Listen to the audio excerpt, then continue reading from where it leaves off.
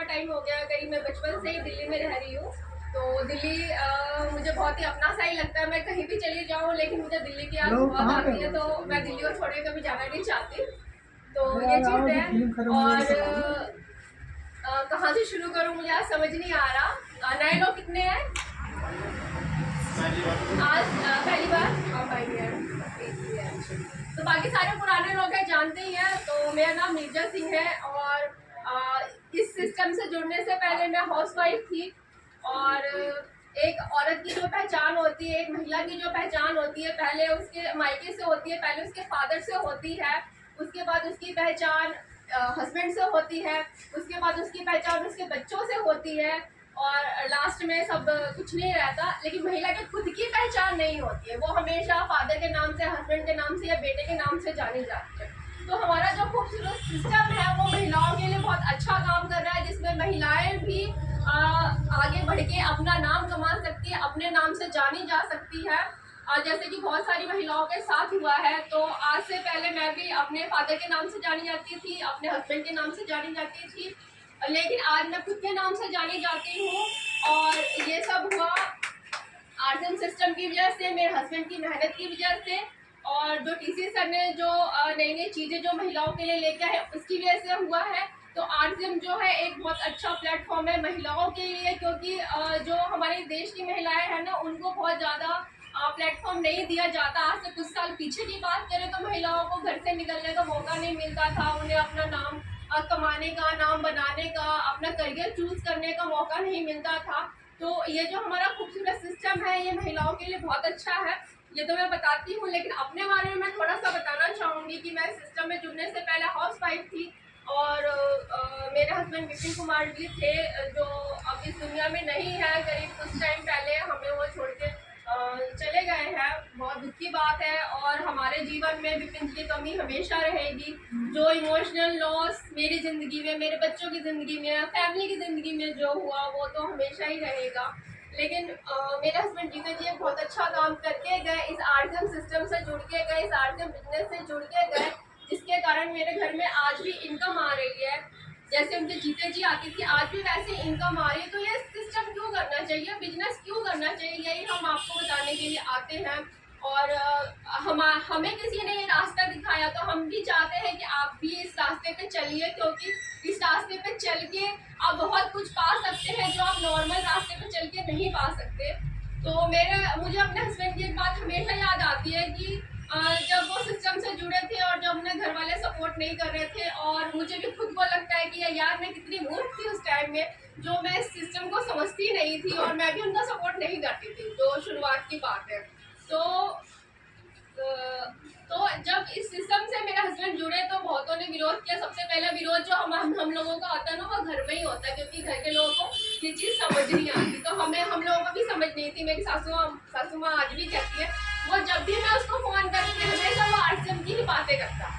2 minute हाल चाल पूछ लेता, मम्मी कैसी हो, नहीं हो, घर में सब क्या है, ठीक ठाक है, नहीं है। लेकिन वो हमेशा बस 2 मिनट के बाद फिर वो आरसीएम पे, अच्छा मम्मी आपने आरसीएम का वुमेन लिया, आपने आरसीएम का प्रोडक्ट लिया, आपने आरसीएम की ये चीज़ ली, आपने आरसीएम की वो चीज़ ली। तो घर वाले उनके नेचर से बहुत परेशान थे कि इसके पास तो कोई बात ही नहीं है करने के लिए।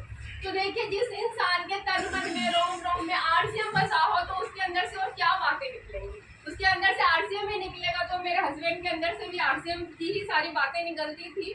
और आरसीएम का लोग उनको पागल भी कहते थे, दीवाना भी कहते थे। बहुत सारे लोग मजाक भी उड़ाते थे कि टीचर होते हुए, मेरे हस्बैंड टीचर थे, और टीचर होते हुए किन चक्करों में पड़ा हुआ है, किन चक्कर में पड़ गए हैं। रिश्तेदार खासकर बोलते थे, जब मेरे हस्बैंड इस बिजनेस को लेके बड़ी बड़ी बातें करते थे, बताते थे सिस्टम में ये चीज़ें हैं, तो वो लोग यकीन नहीं करते थे। वो लोग सिर्फ एक काम करते थे कि वो आपका मजाक उड़ाए। और हमेशा एक चीज़ याद रखिए कि जिसका बना मजाक, जिसका उड़ा मजाक, उसने रचा इतिहास। तो मजाक उड़ता है, उड़ने दीजिए, बिल्कुल भी मजाकों की परवाह नहीं करिए। आज मैं भी आती हूँ तो बहुत सारे लोग मेरा भी मजाक उड़ाते होंगे, जानने वाले, रिश्तेदार, जो भी है, कि अच्छा हस्बैंड तो कर ही रहा था ये काम, अब ये भी इसी काम में लग गई है। बहुत सारे अभी भी ऐसे लोग हैं जिनको समझ नहीं है, जो पीछे बोलते हैं। तो तो लेकिन मेरा जो कहने का मतलब है कि मेरे हस्बैंड टीचर थे, और अगर वो टीचिंग लाइन में ही जुड़े रहते, अगर उन्होंने पार्ट टाइम में सिस्टम से जुड़े नहीं होते, इसकी शुरुआत नहीं की होती, तो आज मेरी ज़िंदगी ऐसे नहीं होती जैसे अब है। क्योंकि मैं एक हाउस वाइफ थी, कभी घर से मेरा निकलना नहीं होता था, मैं बहुत शाय नेचर की थी, मैं खुद ही निकलना पसंद नहीं करती थी। ज़्यादातर जो चीज़ें थी, सब्जी गली में आ गई ले लिए, बच्चों को स्कूल से आए ले लिए, छोटा मोटा काम जो घर में जो होता है उस काम के अलावा बाहर तीन दुनिया की मुझे खबर ही नहीं थी। और सही मायने में आप जानिए कि मैं घोंसले से बाहर कब निकली, जब विपिन जी गए। जब विपिन जी इस दुनिया से गए तब मैं घोंसले से बाहर निकली। आज तक मैं अपने पेरेंट्स के घर में भी घोंसले में थी और अपने ससुराल में भी मैं घोंसले में ही समझिए थी, क्योंकि मुझे बाहर का कुछ भी नहीं पता था और ज़रूरत ही नहीं पड़ी। कभी जीवन में ऐसी सिचुएशन आई नहीं, सब कुछ अच्छा चलता रहा, तो कभी बाहर जाने की ऐसी ज़रूरत ही नहीं पड़ी। और सच मानिए जब ज़रूरत पड़ी बाहर जाने की तो शुरुआत में बहुत ही ज़्यादा दिक्कत हुई, लेकिन विपिन जी जाते जाते मुझे दो चीज़ देके गए। एक तो ये आर्ट से बिजनेस मुझे देके गए और एक वो अपनी हिम्मत देके गए। क्योंकि आप ये जाने कि जिसने ये लाइन लिखी है ना कि डर के आगे जीत है, वाकई में डर के आगे जीत है। उस व्यक्ति को सलाम, उस बंदे को सलाम जिसने ये लाइन लिखी, क्योंकि मेरे जीवन में ये बहुत अप्लाई हुआ। क्योंकि मैं कई सारी चीज़ों से डरती थी। सबसे पहले तो मैं घर से अकेले निकलने में बहुत डरती थी। मैं आसपास रिक्शा लेके भी जाना हो तो भी मुझे बहुत डर लगता था, ठीक है। और बस से जाना, ऑटो से जाना तो ये बहुत दूर की बात थी। लेकिन आज मैंने अपने उस डर पे काबू पाया। आज मैं मेट्रो से अकेली आती हूँ, आज मैं ऑटो से अकेली आती हूँ, और मेरे लिए शायद किसी और के लिए बहुत बड़ी बात ना हो, मेरे लिए बहुत बड़ी बात है। क्योंकि मेरी जो पर्सनैलिटी थी, मैंने उस पर्सनैलिटी को बहुत चेंज किया। मैं बिल्कुल अपोजिट में हो गई विपिन जी के जाने के बाद। तो वो डर के आगे जीत ऐसी हुई कि पहले जैसे मैं घर के आसपास जाने से भी डरती थी, तो वो चीज़ थी। और आज एक चीज़ है कि बिहार में अकेली जाती हूँ, मैं ट्रेन से अपने बच्चों को लेकर अकेले बिहार जाती हूँ, तो मेरे लिए तो ये बहुत बड़ी बात है। बच्चे भी कहते हैं मम्मी आपने बहुत चेंज आ गया, आप पहले घबरा जाती थी कहीं बाहर निकलते हुए, और अब आप नहीं घबराती, अकेले आप भीलवाड़ा तक गई टीम के साथ, स्टेशन से वापस आप सुबह सुबह घर आ गई, ये बहुत बड़ी बात है हमारे लिए। तो ये सारी चीज़ें चेंजेस आई। तो अब तक तो मैं घर में ही थी, विपिन जी के रहते हुए मैं हाउस वाइफ थी, घर में ही थी। और विपिन जी जब मुझे कहते थे कि तुम आगे बढ़ो, तुम आरसीएम बिजनेस में आओ, मेरे साथ मीटिंग में चलो, तो मैं बहुत ही नानुकुर करती थी, बहुत ही ज़्यादा आनाकानी करती थी कि कौन जाएगा, कौन 3 घंटे बैठेगा। 3 घंटे में मैं अपने घर के काफ़ी सारे काम निपटा लूँगी, मैं बच्चों को पढ़ा लूँगी, मैं कुछ और कर लूँगी। तो मैं बहुत ही कम मीटिंग वगैरह में विपिन जी के साथ आया करती थी।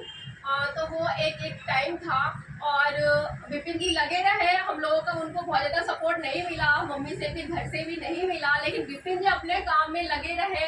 सुबह शाम दिन रात वो फील्ड में निकलते, वो बाहर निकल के आरसीएम के लिए निकलते, काम करते, जहाँ भी मीटिंग देनी होती वो देते, जहाँ भी मीटिंग रहती वो जाते। उन्होंने सब किया। 3 साल के अंदर उन्होंने बहुत ही कड़ी मेहनत करी, बहुत ही लगन से मेहनत करी। उन्होंने अपनी कुछ भी रेखा दिन रात कुछ भी नहीं, मतलब वो बस उनके अंदर एक ही धुन सवार था कि मुझे आरसीएम में कुछ अच्छा करना है, कुछ बेस्ट करना है, कुछ बेटर करना है। और वो हमेशा एक लाइन कहते थे कि मैं कभी भी भीड़ का हिस्सा नहीं बनूंगा। क्योंकि मेरे हस्बैंड काफ़ी पढ़े लिखे इंसान थे, उनके पास डिग्रियाँ भी थी, और वो आईएएस की तैयारी करने के लिए दिल्ली आए थे। वो चाहते तो वो जॉब कर सकते थे, लेकिन जब दिल्ली आए धीरे धीरे उनका माइंड चेंज हुआ, और उन्होंने जब ये सिस्टम आया तो ये सिस्टम के अंदर उनको अपना भविष्य दिखा। मेरे हस्बैंड को ये पता था कि आज जो मैं मेहनत कर रहा हूँ, आज जो मैं आरसीएम के प्रति जो मेरे अंदर पागलपन है, ये कल की डेट में मेरे जीवन को सिक्योर करेगा, मेरी फैमिली के जीवन को सिक्योर करेगा। तो मेरे हस्बैंड को ये चीज़ मालूम थी, इसलिए उन्होंने दिन रात जी तोड़ मेहनत करी और यहाँ पे रॉयल्टी तक पहुँचे मेरे हस्बैंड। और जीवन में एक बात हमेशा याद रखिए कि लोगों की कभी परवाह मत करिए, क्योंकि जब आपके घर में दुख विपत्ति आती है, आपके घर में कोई ऐसी सिचुएशन आती है, और जब आप रिश्तेदारों के सामने हाथ फैलाने जाओगे ना कि मुझे 1 लाख रुपए की जरूरत है, आप मुझे 1 लाख रुपए दे दो, तो वो आपको 1 लाख रुपए नहीं देंगे, वो आपको नसीहत देंगे। वो आपको नसीहत देंगे और लास्ट में हार के आपका खुद का अकाउंट में जो पैसे होंगे ना वही काम है, कोई आपकी हेल्प नहीं करेगा। तो आप सभी लोगों का फर्ज है कि आप लोग अपने आप को ऐसा बनाते जाइए, ऐसा कुछ काम जीवन में करके जाइए जो जीते जी भी इनकम आपके घर में आए और नहीं रहने के बाद भी आपके घर में इनकम आए। तो आर्ट्स एंड बिजनेस का मेरी नज़र में जो मेरे साथ हुआ, बाकी सारे लीडर्स जो बताते हैं वो भी बहुत अच्छा बताते हैं, लेकिन मेरे जो खुद के साथ बीती है, मैं आपको यही बताऊंगी कि आर्ट्स एंड बिजनेस क्यों करना चाहिए। तो आर्ट्स एंड बिजनेस इसलिए करना चाहिए क्योंकि आर्ट्स एंड बिजनेस में सिक्योरिटी मिलती है, आर्ट्स एंड बिजनेस में रॉयल्टी मिलती है, जो रॉयल्टी हमारी भारत सरकार सिर्फ 3 लोगों को देती है, सिंगर, साइंटिस्ट, राइटर। और अब तो उन लोगों की भी रॉयल्टी कम होती जा रही है, क्यों? बुक्स कोई पढ़ता नहीं है। आप गाने देख लीजिए, गाने कैसे बनते हैं जो उनको रॉयल्टी मिलेगी ही नहीं। आज गाना रिलीज हुआ और 1 महीने होते होते बंद, कोई नहीं सुनता उनको, तो उनको मतलब रॉयल्टी उनको भी नहीं मिलने वाली है। जिसका बहुत अच्छा होगा, बहुत अच्छा सिंगर, साइंटिस्ट, राइटर होगा, उनको ही रॉयल्टी मिलेगी। लेकिन हमारे टीसी सर हमें चौथी रॉयल्टी दे रहे हैं यार। और रॉयल्टी का मतलब है कि जब आप काम करते हैं तब तो आपके घर में इनकम आती ही है, जब आप काम नहीं करेंगे तो भी आपके घर में इनकम आएगी, और किसी कारणवश आप अगर दुनिया से चले गए तो आपकी फैमिली को इनकम आएगी। तो ऐसा बिजनेस हम सबको करना चाहिए, और मेरे हस्बैंड ने भी यही देखते हुए, सोचते हुए, समझते हुए इस बिजनेस को चुना। क्योंकि टीचर थे, अच्छे खासे पैसे कोचिंग सेंटर से कमा लेते थे, स्कूल से भी कमा लेते थे, पैसों की कोई ऐसी बहुत ज़्यादा दिक्कत नहीं थी। लेकिन फिर भी उन्होंने ये रास्ता चुना क्योंकि इन्हें ये रास्ता औरों से हटके लगा। और बात सिक्योरिटी की थी, तो जब मेरे हस्बैंड थे और मैं किचन में काम करती रहती थी, तो हमेशा वो फ़ोन पे बातें किया करते